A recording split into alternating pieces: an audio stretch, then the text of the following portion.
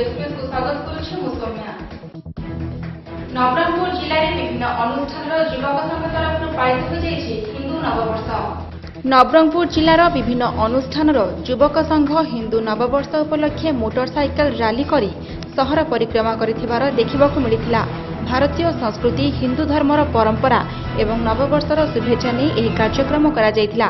एहा सहित यह कार्यक्रम द्वारा हिंदू धर्मर परंपरा बजाय रखिबाकू प्रयास करा जायछि बोली अनुष्ठान युवक माने कहिथिले। नवरंगपुर रविंद्रଙ୍କ report star Odisha news.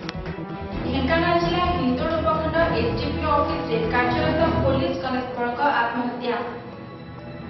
Dhenkanal जिला हिंदोल उपखंड एसडीपीओ ऑफिस रे कार्यरत पुलिस कनेस्टेबल नृसिंह चरण बेहेरा आत्महत्या करिथिबार जणा पड़िछि। तांको बयस 46 वर्ष। ढेंकानाल टाउन हॉल स्थित कांचन बजार ठारे थिबा तांकर बासभवन रे पारिवारिक कलह को नहीं फैन ने रसी लगाई आत्महत्या करिथिबार सूचना मिलिछि। घटनास्थल रे पुलिस पहुंची सबको जबत करबा सह town hall IIC Shri Arvind Dakua तदंत जारी रखिछन्ति। ढेंकानालू अजित का report star Odisha news.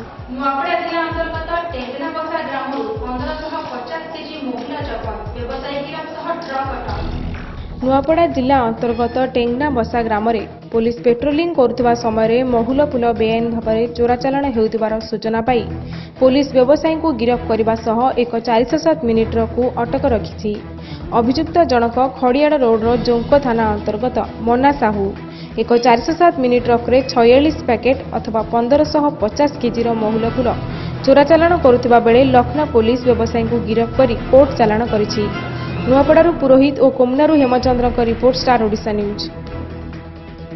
Nuapada जिला कोमना ब्लॉक लखना हाईस्कूल छात्र छात्री मानक आईन सचेतनता शिविर अनुष्ठित। नुआपड़ा जिला कोमना ब्लॉक रे आईन सेवा प्राधिकरण आनुकूल्य रे छात्र छात्री मानक आईन सचेतनता शिविर अनुष्ठित हो जाइछि।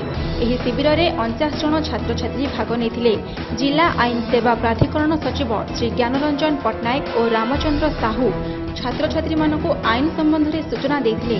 गरीब महिला शारीरिक अक्षम को किभଳି सहजरे एवं मागणारे आईन मिल पारिबो से विषय छात्र छात्री मानक सचेतन कराइथिले। नुआपड़ारू पुरोहित का report star Odisha news. Odisha news express को एठी रखुछु।